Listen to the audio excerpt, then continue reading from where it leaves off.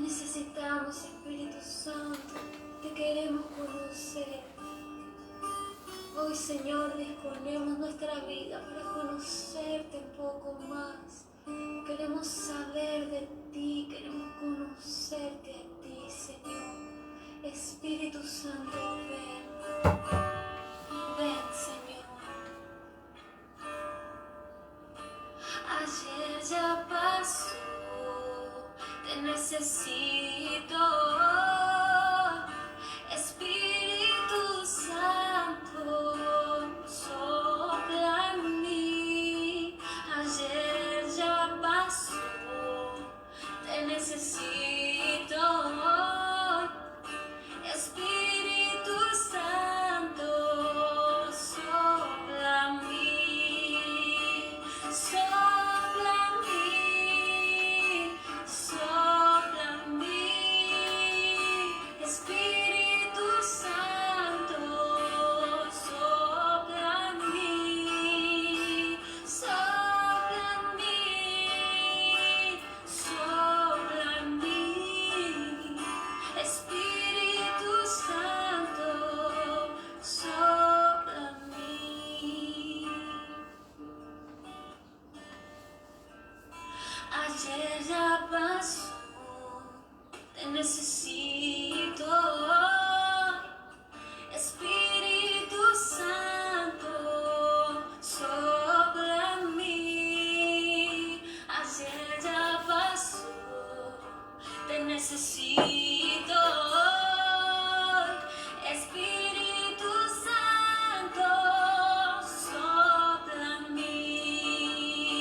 Sopla en mí, sopla en mí. Espíritu Santo, sopla en mí. Sopla en mí, sopla en mí. Espíritu Santo, sopla en mí.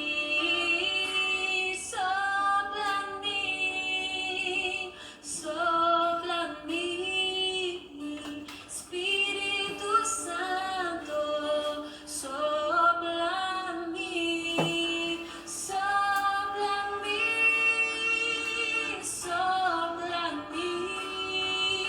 Espíritu Santo, sopla en mí. Espíritu Santo, sopla en mí. Espíritu Santo, sopla en mí.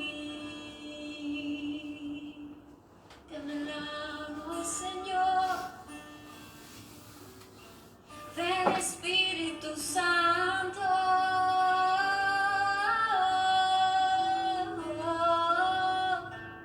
Te anhelamos. Ven, Espíritu.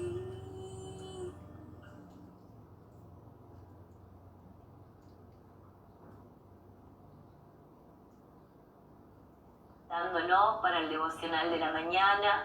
Buenos días a todos los que ya están conectándose.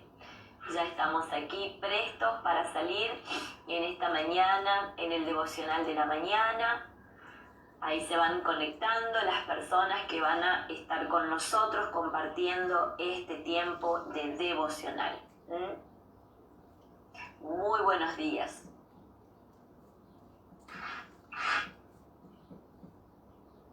Ya vamos a salir a través de las redes sociales de Iglesia de la Ciudad. Estamos aquí. Bueno, muy buenos días a todos los que están conectados con nosotros a través de nuestro canal en YouTube de Iglesia de la Ciudad. Muy buenos días a todos los que están conectados con nosotros a través de nuestro canal digital de iCiudad TV. Recuerde, si usted quiere quiere conectarse con nosotros, usted debe poner allí en su ordenador, en su computadora, en su tablet, en su teléfono, www.iciudadtv.com. Estamos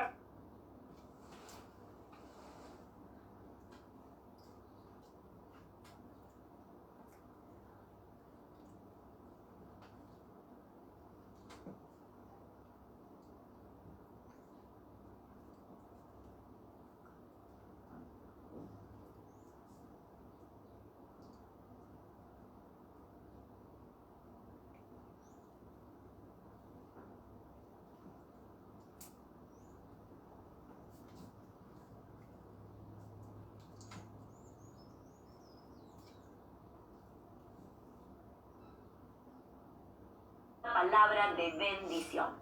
Bien, vamos al devocional. Hoy vamos a terminar el capítulo de Mateo, capítulo 8. Vamos a terminar el capítulo con dos nuevas intervenciones del Señor Jesús, donde queda de manifiesto la autoridad del Señor Jesús y por sobre todas las cosas la manifestación clara de que Él es Emmanuel, Dios con nosotros. Así que en esta serie de reflexiones que di en llamar el valor de la gracia, hoy vamos a ir a Mateo capítulo 8, versículos 23 al 34. Mateo capítulo 8, versículos 23 al 34. Yo lo voy a leer en la versión Reina Valera contemporánea. Así que búsquelo, anote, tome nota como usted prefiera y lo vamos a leer juntos en este día. Mateo capítulo 8, versículo 23 al 34. Especialmente ruidoso hoy. El matecito con ruido. Bien, ¿lo tiene allí? Vamos entonces al devocional. Dice así la palabra del Señor. Luego subió a la barca y sus discípulos lo siguieron. Entonces se levantó en el lago una tempestad tan grande que las olas cubrían la barca, pero él dormía. Está hablando del Señor Jesús. Dice, sus discípulos lo despertaron y le dijeron, Señor, sálvanos, que estamos por naufragar. Él les dijo, ¿por qué tienen miedo, hombres de poca fe? Entonces se levantó, reprendió al viento y a las aguas y sobrevino una calma impresionante.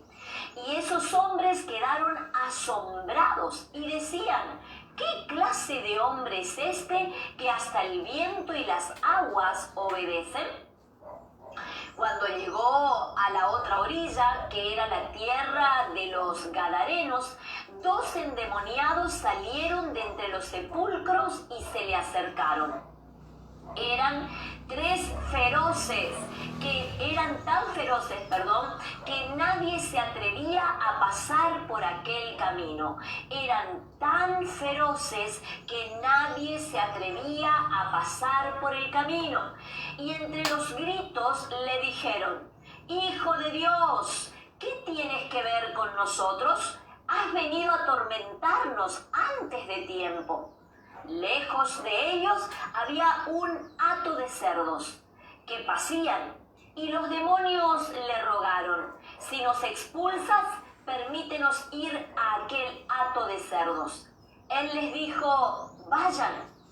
Ellos salieron y se fueron a los cerdos y todo el hato se lanzó alrededor del despeñadero y perecieron ahogados. Los que cuidaban de los cerdos huyeron y fueron a la ciudad. Y allí contaron todas las cosas, incluso lo que había pasado con los endemoniados. Y toda la ciudad fueron a ver a Jesús y cuando lo encontraron, le rogaron que se fuera de sus contornos. Oramos. Amado Señor, yo quiero agradecerte porque llegamos, Señor, a este último día hábil en esta semana que tú nos has acompañado en cada mañana, en cada devocional. Yo te pido, amado Dios, que cada persona que esté conectada en esta mañana pueda recibir la gracia de tu revelación a través de tu palabra y pueda mi Señor y mi Dios encontrar en ellos, Señor, respuestas tal vez a preguntas, a oraciones, Señor mío, que vienen haciendo desde hace mucho tiempo.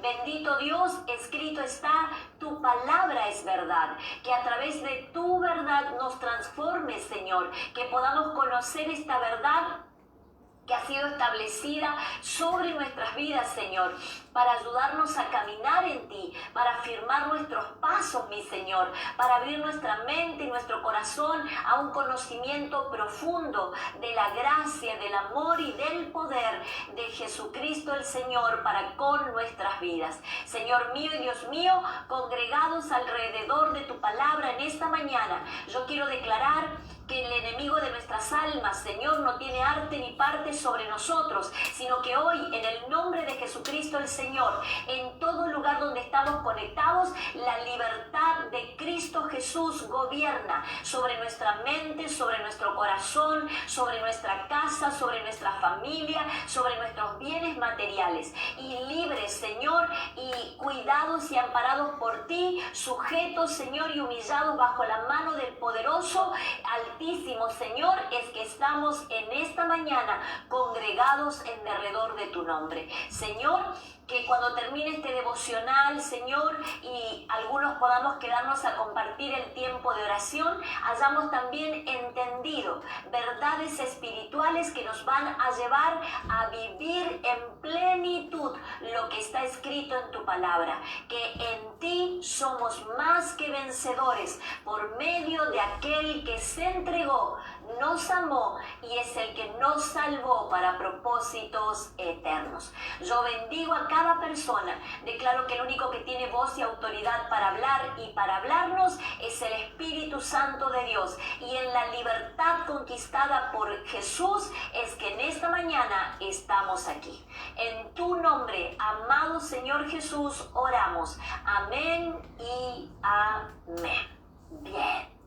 Miren, en los relatos anteriores del Evangelio según San Mateo capítulo 8 comenzamos hablando del leproso, seguimos hablando del centurión y su siervo enfermo, después vimos también al Señor Jesús sanar a la suegra de Pedro y a muchas otras personas que estaban atormentadas por diferentes espíritus que los perseguían. Cuando la palabra de Dios habla acerca de que traían a enfermos y a endemoniados, quiere hacer bien la diferencia entre aquellos que traían alguna patología física manifiesta y otros que estaban atormentados, quieren decir en opresión espiritual y emocional. Veíamos también, eso lo pudimos el día de ayer compartir juntos, cómo aquellos que querían seguir a Jesús eran confrontados por él y por la realidad de lo que implica el seguir al Maestro, y también las gratificaciones y las recompensas que tiene el tomar esta sabia decisión. Ahora, en cada uno de estos relatos, lo que pudimos ver es la popularidad que fue tomando el Señor Jesús y el ministerio que llevaba adelante. Abro paréntesis, cuando hablamos de ministerio, la palabra ministerio viene de ministro, y la palabra ministro en el original de la palabra de Dios en la Biblia, en el griego, significa siervo. No hay otra acepción excepto una que se llama uperete. Uperete era aquella persona que en los barcos que se movían en la edad antigua y hasta la edad media, hasta que salió todo lo que es la maquinaria de vapor, bueno, la era industrial y todo lo demás, se utilizaban barcos a remo. Aún barcos de gran escalada se utilizaban a remo. La diferencia estaba que los barcos a remos a gran escalada tenían muchos remeros. Bueno, estos barcos, en la parte más profunda del barco, que ya daba con el calado que tocaba el agua directamente, ahí debajo tenía las personas que remaban. Generalmente los remeros, los que estaban en el fondo del barco y solamente tenían como función el remar, eran personas esclavas, eran presos que los sacaban de las prisiones para precisamente este propósito. Era gente que iba encadenada a un banco donde se lo sentaba de acuerdo al tamaño del barco, era la cantidad de remeros que tenía. Entonces eran personas que incluso estaban encadenadas, porque como eran presos y esclavos, eran personas que habían cometido algún delito, entonces la forma de poder pagar ese delito y de no quedar en la cárcel era ser remero en un barco, eran personas que estaban encadenadas allí y que lo que tenían que hacer todo el tiempo era remar. Incluso llegaban a hacer sus propias necesidades fisiológicas allí, comían allí. Era un lugar de hacinamiento, muchos morían pues, debido al esfuerzo, porque imagínense remar días enteros sin dormir, etcétera, etcétera. Bueno, esa persona y el lugar que ocupaba se llamaba Uperete. Esto quiere decir que cuando el Señor Jesús habla acerca de que Él vino a servir y no a ser servido, también Él en el original de la palabra de Dios en el griego se denomina como un uperete, una persona que está en lo más bajo, pero que sin embargo el sentido propio de esa palabra tiene que ver con servir. Un servicio que no busca otra cosa que simplemente impulsar la vida de otros. ¿Qué hacía el remero? Impulsaba el barco. Entonces el ministro, el que ministra, el que sirve es un uperete. Es aquel que no busca su prestigio, sino que busca impulsar a otros y que la palabra de Dios sea impulsada hacia otros. Cierro paréntesis, vamos aquí. El ministerio del Señor Jesús había crecido muchísimo y constantemente donde Él iba se encontraba rodeado por multitudes que acudían constantemente a Él de todas partes buscando ser curados de diferentes enfermedades físicas, espirituales, emocionales. Recurrían al Señor Jesús de todos los lugares. Y aquí vamos al primer texto bíblico. Quiero que busquemos Marcos capítulo 3, versículo 20. Yo lo voy a leer en la versión Reina Valera contemporánea. Por favor, busque o anote allí donde usted está siempre tomando nota. Marcos capítulo 3, versículo 20. Tome nota, vamos a seguir en esta mañana entendiendo un poquito más de qué sucedía y qué es lo que Mateo nos quiere mostrar a través, o mejor dicho, el Espíritu Santo nos quiere mostrar a través del Evangelio según San Mateo. ¿Lo tiene allí? Marcos capítulo 3, versículo 20 dice lo siguiente: Jesús entró en una casa y de nuevo se juntó gente que ni siquiera podía comer él y sus discípulos. Volvemos a leer, dice: Jesús entró en una casa y de nuevo se juntó tanta gente que ni siquiera podían comer él y sus discípulos.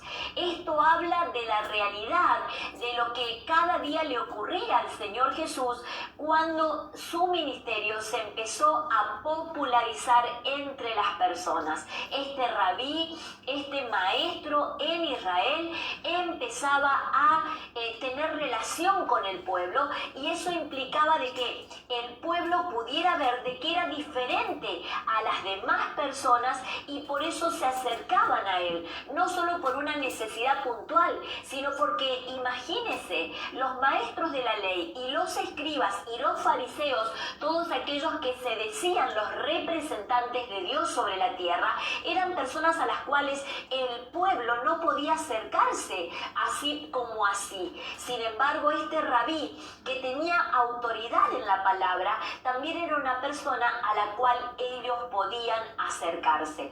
Por eso es que en algunos textos bíblicos dentro de los evangelios, las mismas personas dicen que Jesús enseñaba con autoridad y la gente se asombraba de la enseñanza que él tenía, porque no solo tenía autoridad, sino porque enseñaba diferente a cómo lo hacían los maestros de la ley y los fariseos. Ahora, fíjese lo que dice Marcos 3:20, recién lo leíamos, cuando Jesús entró a la casa. Cuando habla de Jesús entró a la casa, está hablando de la casa de Simón Pedro en Capernaum. Yo les comenté alguna vez que cuando uno va a Israel y precisamente va a Capernaum, uno puede encontrar las ruinas de la casa de Pedro y uno uno puede ver de que era una casa amplia, pero que tenía muchas divisiones en el medio. Esto nos comentaban y los arqueólogos lo han descubierto, y por la historia y por la cultura que han estudiado del pueblo que vivía allí en Capernaum, era porque cada vez que alguien se sumaba a la familia, le agregaban una habitación para que viviera en ese lugar. Por eso cuando la Biblia habla en el Nuevo Testamento acerca de la casa, hablan de la casa de Simón Pedro, donde el Señor Jesús eligió vivir como un centro de descanso, como un lugar de asentamiento, en el sentido de volver a algún lugar para encontrarse en plena comodidad. Ahora, tal era la situación del Señor Jesús y el crecimiento de su ministerio, que él no tenía tiempo ni siquiera para comer. Eso lo dice acá Marcos 3:20, sumándole obviamente a las largas sesiones de enseñanza. El Señor Jesús no solamente sanaba, sino que enseñaba muchísimo. Lo podemos ver en Mateo capítulo 5, 6 y 7, largas enseñanzas que para nosotros están resumidas en 3 capítulos de la Biblia, pero que sin embargo tienen horas y días de enseñanza que el Señor llevó adelante. En el Evangelio según San Juan, en el capítulo 21, dice en el último versículo, en el versículo 21, que en realidad lo que se expone dentro de los evangelios es un resumen de todas las bondades que Jesús hizo sobre la tierra.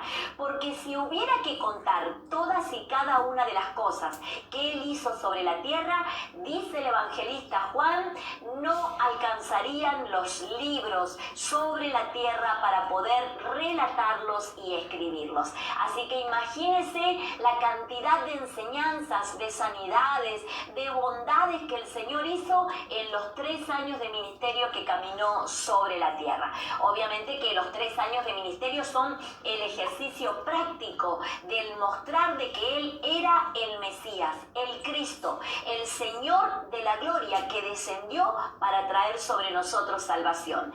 Todo lo que vivió anteriormente era la preparación y era la demostración clara de que como Él vivió, debemos vivir nosotros. Ahora, no es de extrañar, si nosotros miramos este contexto y tomamos este texto de Marcos capítulo 20, no es de extrañarnos que el Señor por ahí tuviera tiempos de agotamiento. Él, recordemos, era un ser humano. Él sintió tristeza, él lloraba, él por ahí en algunos momentos tenía tiempos en los cuales se sentía agobiado, cansado, a veces un poquito enojado, pero sin embargo su enojo no es como nuestro enojo.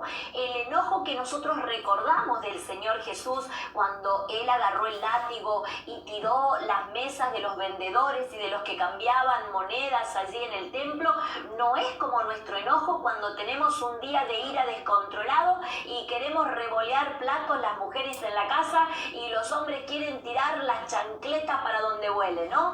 No, eso fue simplemente un enojo debido a que utilizaban el santo nombre de Dios en vano. Usted sabe que, por si no lo sabía, se lo comento mejor dicho, lo que hacían era, como al templo de Jerusalén venía gente de todas partes, todo judío que vivía esparcido alrededor del mundo, conocido en ese tiempo, venía a Jerusalén, y las monedas que se utilizaban en los diferentes territorios eran cambiados por esas personas a la entrada del templo para que estas personas que traían esas monedas pudieran dejar su ofrenda. Pero este aquí que cuando ellos cambiaban esas monedas hacían negocios, hacían usura, lo que nosotros hoy estamos tan ahí, los argentinos principalmente, corriendo detrás del dólar blue, dólar ble, dólar bla bla, nosotros hoy tenemos diferentes tipos, pero siempre es el dólar, ¿no? Bueno, en ese tiempo era igual. Estaba el dólar blue, estaba el dólar turista, estaba todo así, y tenían los impuestos, y tenía esto, y tenía aquello, y el Señor Jesús, dijo, ¿cómo ¿cómo puede ser que para venir a la casa de mi padre estas personas tengan que hacer esto? Así que yo le cierro paréntesis y le voy contando algunas notas de color en el medio para que usted pueda ir comprendiendo un poquito acerca de algunas cuestiones que leemos en la palabra de Dios y muchas veces malinterpretamos o comprendemos desde un sentido práctico, pero desde el sentido de nuestra mirada, de la vida que llevamos adelante hoy cada uno de nosotros. Pero vuelvo a esto. El Señor Jesús obviamente se sentía agotado, rendido físicamente, así que los discípulos notaron esto y posiblemente alguno le habrá dicho al oído: maestro, ¿no te parece que podemos tomarnos un mediodía, un retirito? ¿Sabe que los retiros son parte de las disciplinas espirituales? Tomarse un mediodía o un día completo para descansar y estar en la presencia del Señor, buscar un buen libro, obviamente leer la Biblia, meditar, orar, pensar, descansar el cuerpo, pero también alimentar el espíritu, es parte de las disciplinas espirituales. Pero bueno, dice que el Señor Jesús entonces le dijo a sus discípulos: agarremos la barca y crucemos del otro lado. ¿Del otro lado de dónde? Del lago, del mar de Galilea, que ahora vamos a explicar un poquito de qué se trata este lago que es un mar o este mar que es un lago. Qué cosa curiosa, ¿verdad?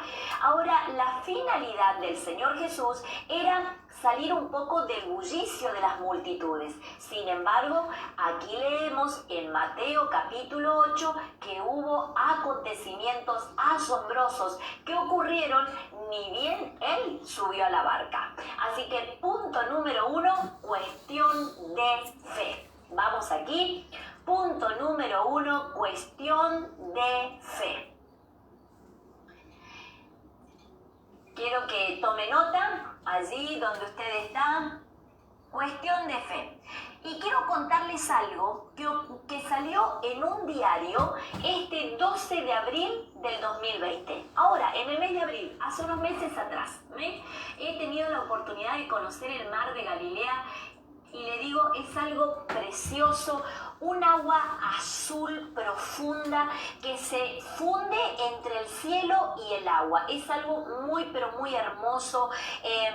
No solamente el significado que tiene, ¿no? Cuando uno está ahí y piensa, el Señor Jesús estuvo aquí, wow, qué maravilloso, y las cosas que habla, que cuenta la palabra de Dios, entre ellas esta que leímos aquí en el Evangelio según San Mateo, pero después, bueno, la pesca, el que el Señor haya cocinado a la orilla de ese lugar para dar de comer a sus discípulos. La verdad que es un lugar muy, pero muy precioso para poder visitarlo cuando volvamos a viajar, obviamente, ¿no? Yo se lo recomiendo, ¿sí? Bueno, pero este 12 de abril del 2020 salió algo muy llamativo en un diario.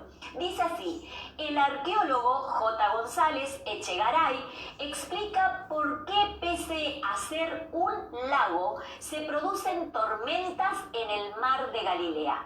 Se lo llama el mar de Galilea, pero en realidad es un lago, tiene agua dulce. Ahora, escuche esto. El hecho de que el lago se encuentre en un entorno montañoso, especialmente por el norte, donde está el monte Hermón, con su cima nevada de 2.750 metros, es visible el agua los días despejados y sobre todo la profunda depresión de la superficie del lago a más de 200 metros por debajo del no lejano mar Mediterráneo.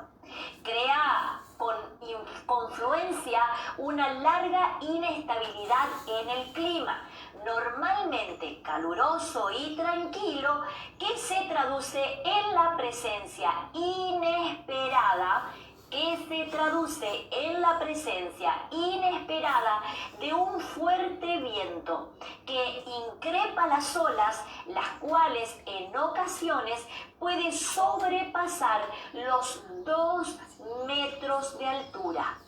Estas tormentas repentinas se producen sobre todo en verano, a la caída de la tarde, con vientos procedentes del oeste y no suelen durar mucho tiempo, mientras que en el invierno lo que pueden hacer son que los vientos son bajos y descienden de los altos del Golán, siendo vientos menos violentos pero mucho más duraderos. ¿Saben por qué salió este artículo el 12 de abril del 2020? Porque inesperadamente, como dice aquí, se generó una tormenta en el mar de Galilea que hizo que las olas en esta ocasión llegaran a 6 metros de altura. Ahora, ¿por qué saqué este relato de este diario? Porque el Señor Jesús sube a la barca con sus discípulos y dice que estando en el medio del lago, ellos habían salido, y quiero darle otra nota de color.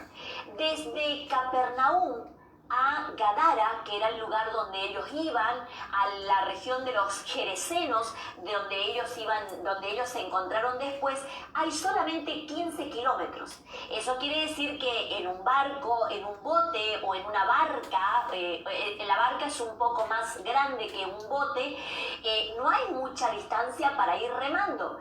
Pero estos acontecimientos naturales que yo les leía, de que se puede producir de golpe una tormenta y que puede generar olas de más de 2 metros, es lo que le pasó en medio de ese recorrido. Ellos habían empezado a remar y en medio de eso se encontraron que, aun cuando fueran pocos kilómetros, estaban en medio de una tormenta.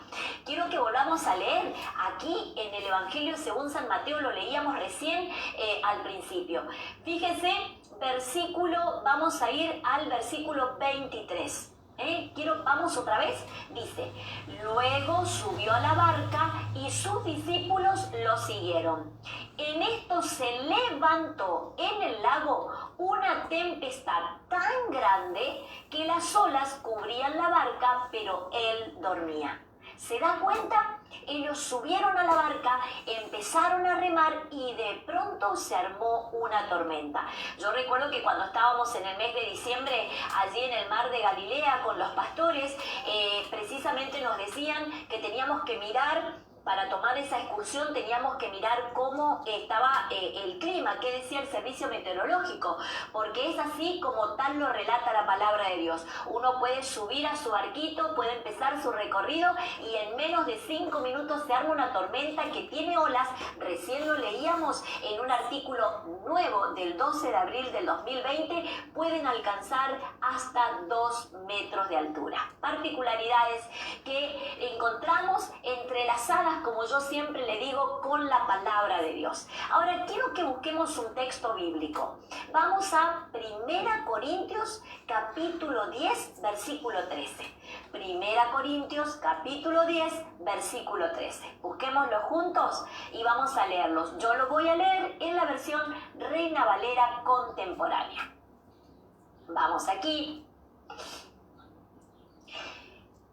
Liliana Alvarado, en el nombre de Jesús declaramos que el Señor pasa su mano de sanidad sobre tu vida. ¿Sí? Nos está manifestando aquí un pedido de oración a través de nuestro canal de YouTube, y lo mismo a cada persona que nos escriba allí su motivo de oración. No se desconecte, porque después que terminamos el devocional viene el tiempo de intercesión con el pastor Alejandro Michalek. Bien, está buscando 1 Corintios capítulo, espérenme que justo corrí allí, capítulo 10, versículo 13.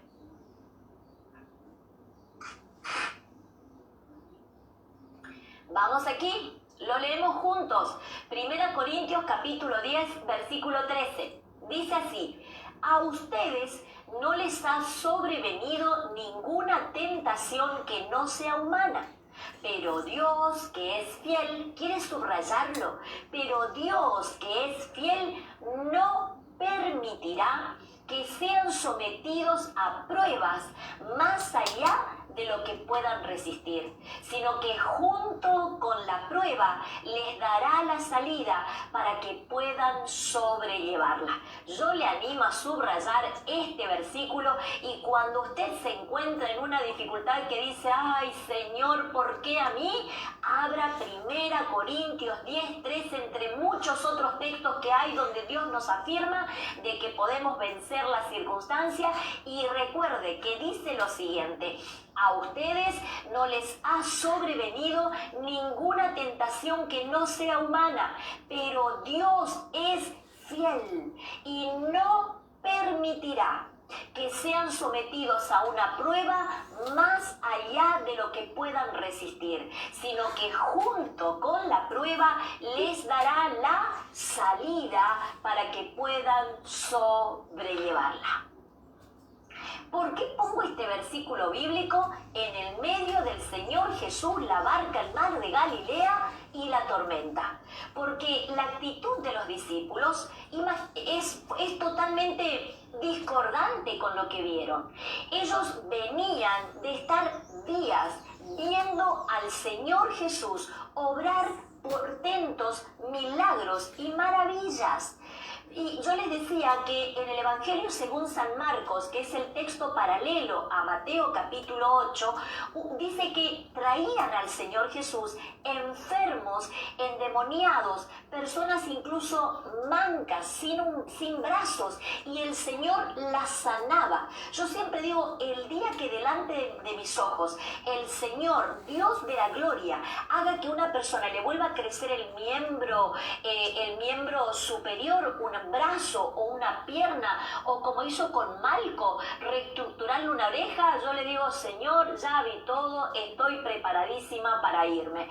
Pero los discípulos vieron eso, venían de ver días de milagros, de portentos y de maravillas. Sus ojos estuvieron allí delante del Señor cuando limpió al leproso. Sus oídos escucharon el testimonio de que Él dijo, ve, tu siervo fue sano, y el siervo fue sanado. Ellos vieron cómo el Señor la tomó de la mano a la suegra de Pedro, se le fue la fiebre y se levantó. Y todos los que después vinieron y fueron sanados por el Señor.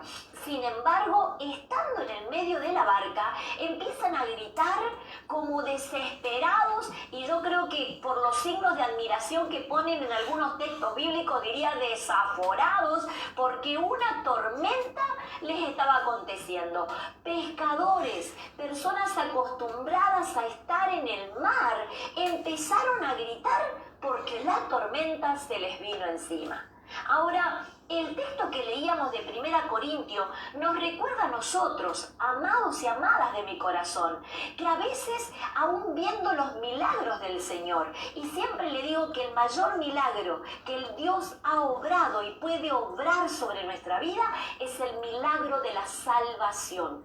Nosotros estábamos, como dice Efesios capítulo 2, perdidos en nuestros delitos y en nuestros pecados. La peor pandemia que puede sufrir esta humanidad, el pecado que está tan metido en nuestros huesos, es sacado y quitado milagrosa, sobrenaturalmente, por la gracia del Señor Jesús.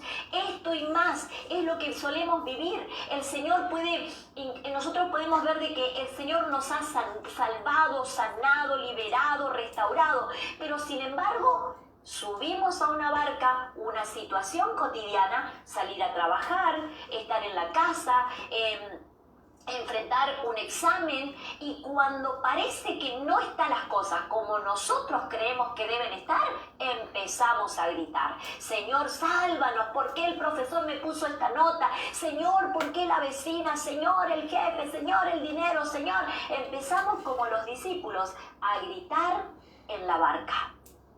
Y la palabra de Dios nos recuerda que no hay ninguna cosa que parezca opresiva o tentación que sea mayor que la fuerza que Dios nos da para poder soportarla, y junto con esa fuerza la salida para poder sobrellevar esa situación.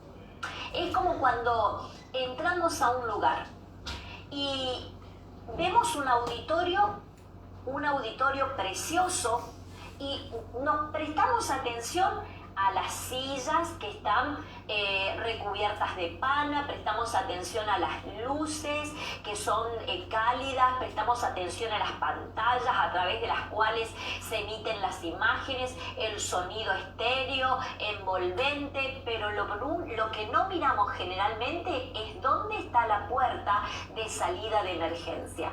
Entonces nos deleitamos con el auditorio y nos deleitamos con la decoración, la alfombra, los jarrones, todo lo que puede tener, pero lo que menos miramos es dónde estará la puerta de salida si de golpe tengo que irme de ese lugar. Lo mismo pasa con nuestra vida espiritual. Siempre nos deleitamos en el camino con las bondades de Dios, pero cuando ocurre algo, lo que menos vemos es que ese Dios ya habilitó una puerta de salida para que esa situación no me retenga más tiempo del necesario a fin de aprender lo que Dios quiere enseñarme. Vamos aquí. Recordemos que los 4 apóstoles que iban con el Señor en la barca, porque no se llevó a muchos, porque la barca tampoco era muy grande. Entonces, los 4 apóstoles que él llevó en la barca eran pescadores. Conocían desde su juventud lo que implicaba el mar de Galilea y las tormentas que allí se producían. Y esto nos puede enseñar algunas otras cosas, ¿no? Primero, que el Señor puso a prueba la fe de estos hombres en el ámbito de lo cotidiano. Tome nota de esto. El Señor puso a prueba la fe de estos hombres en el ámbito de lo cotidiano. A veces creemos que los grandes desafíos de fe tienen que ver con que nosotros oremos para que se multipliquen los panes y los peces. Y sin embargo, los mayores desafíos de fe se presentan en nuestra vida cotidiana, todos los días, cuando debemos creer que todo lo que está afuera y es adverso, en Dios puede ser vencido, porque en mi vida cotidiana el que tiene el control y está en mi barca es el Señor Jesús. Otra de las cosas que podemos también ver es que las tribulaciones, estas situaciones que nos agobian y que decimos, uy Señor, ¿y ahora? ¿Y cómo salgo? ¿Y qué hago? ¿Para dónde voy?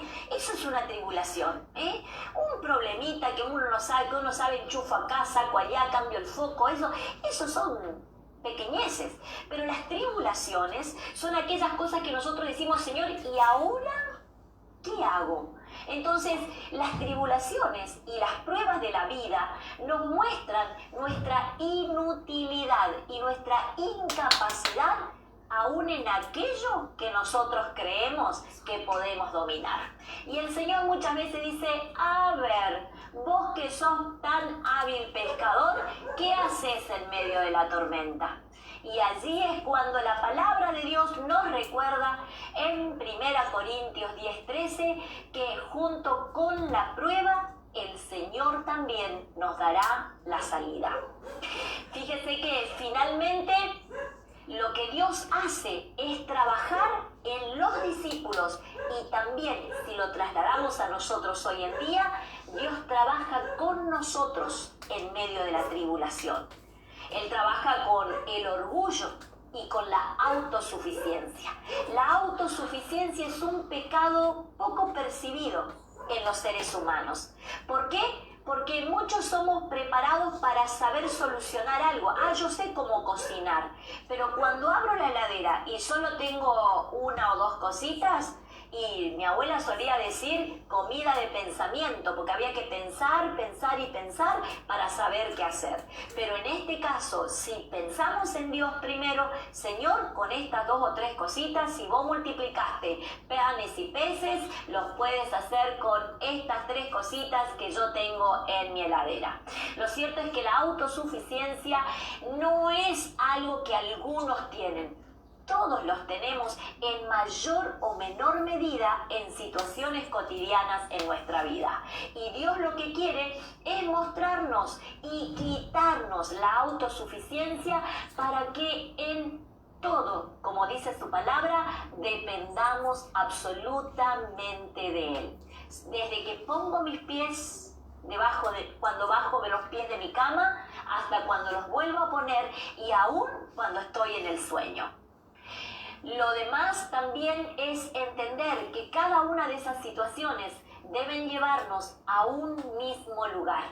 Y ese lugar se llama el trono de Dios. Romanos capítulo 8, versículo 38 y 39. Romanos capítulo 8, versículo 38 y 39.